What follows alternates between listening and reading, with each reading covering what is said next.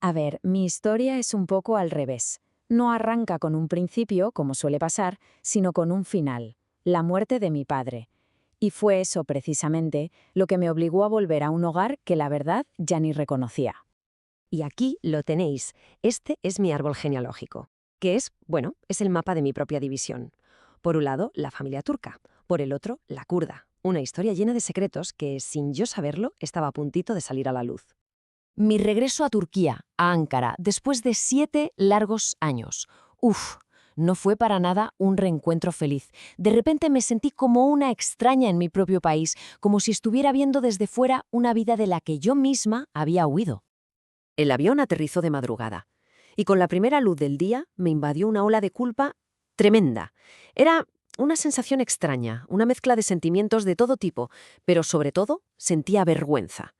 Vergüenza por haberme desentendido durante la larga enfermedad de mi padre. Vamos, que había estado fuera demasiado tiempo, de eso no cabía duda.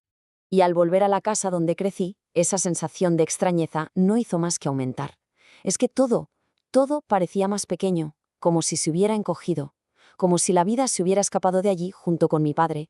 Y fue en el silencio de esa casa, precisamente, donde empecé a escuchar los fantasmas del pasado. Ahí me di cuenta de que la historia de mi familia no era una sola. ¿Qué va?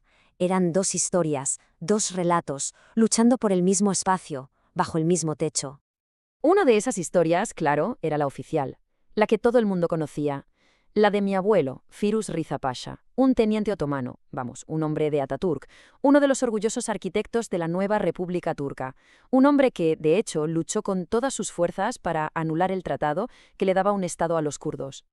Y es curioso porque mi abuelo siempre hablaba de unidad, pero su mirada lo decía todo, revelaba la división. Cuando me miraba, no me veía a mí, veía esa herencia kurda que nunca pudo aceptar del todo. Veía, como él decía, a una kurda indomable. Pero claro, de repente, en los viejos diarios de mi madre encontré la otra cara de la moneda, la otra historia. Ya no era la de una república, sino la de un reino, la de un castillo, la de una identidad kurda que ella guardaba en secreto, como un tesoro. Hablaba de la fortaleza de Sharamesh, que había pertenecido a su familia durante casi 500 años.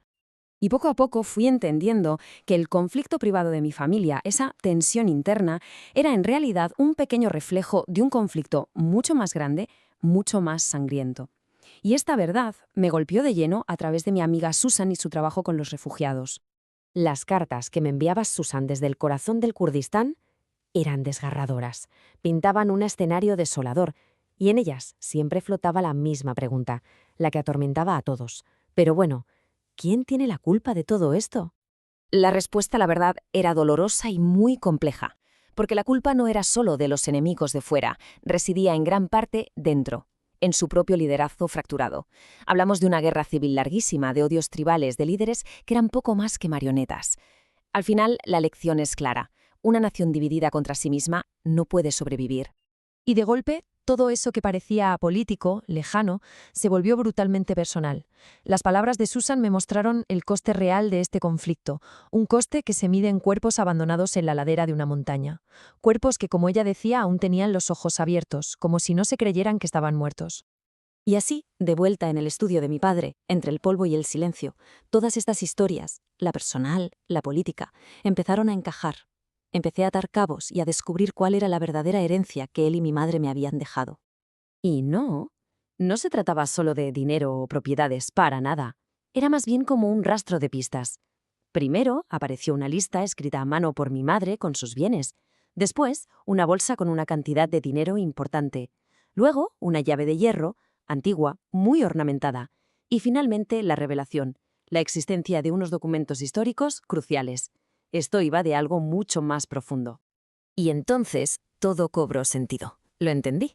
El legado kurdo no era algo que se pudiera poseer, no era una herencia material. Era un deber.